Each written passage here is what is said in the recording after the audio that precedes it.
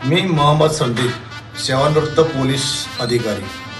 मी ward number 8मध्ये गेली 15-20 वर्षापासून राहण्याचा आहे. या वार्डाचा विकास, सर्वांगीण विकास श्री विष्णू अण्णासाहेब माने यांनी मोठ्या प्रमाणात केलेला आहे.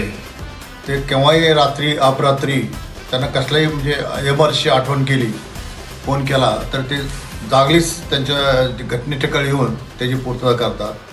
विशेषतः त्यांनी ड्रेनेज, पाणी लाईन, ॲम्ब्युलन्स वगैरे सर्व व्यवस्था केलेल्या आहेत. एखाद्या माहिती ठिकाणी किंवा एखाद्या शुभकार्यात जा असेल ते प्रत्येक ठिकाणी हजर असतात. माहितीच्या ठिकाणी एखाद्या लोकांना ॲम्ब्युलन्स पाहिजे असेल किंवा काय सेवा पाहिजे असेल, पूर्णपणे त्याने विश्वासानं काही वेळातच पूर्तता करतात. दुसरी गोष्ट म्हणजे त्याने आता अहिल्याबाई होळकर स्मारक, त्या मोठ्या जिद्दीने आणि पराकाष्ठाने ते उभा केलेलं एक पवित्र स्थान आहे. ते संपूर्ण त्यांनी ते उभा केलेलं आहे आणि त्याची ते जोपासना करतायत.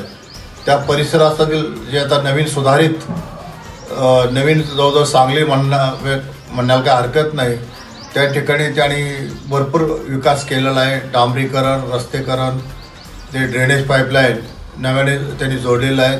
विशेषतः त्यांनी माननीय उपमुख्यमंत्री अजित पवार आणि माननीय आमदार श्री इंद्रिजभाई नायकोडी यांच्या माध्यमातून जवळजवळ 50 कोटी रुपये शासनाकडे मंजूर आणून बालाजी रोड ते वारणारीपर्यंतचा मोठा 80 फुटी रोड डांबरीकरण, नाल्याचे कामं त्यांनी चांगल्या प्रकारे केलेत आणि यापुढे ते आणखी चांगलं काम करतील.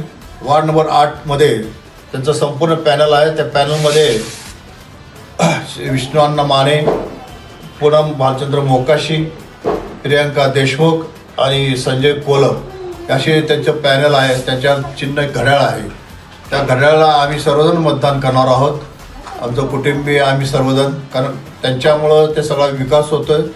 त्यामुळं विष्णू अण्णा माने यांच्या नेतृत्वाखाली ते पॅनल उभा केलेला आहे.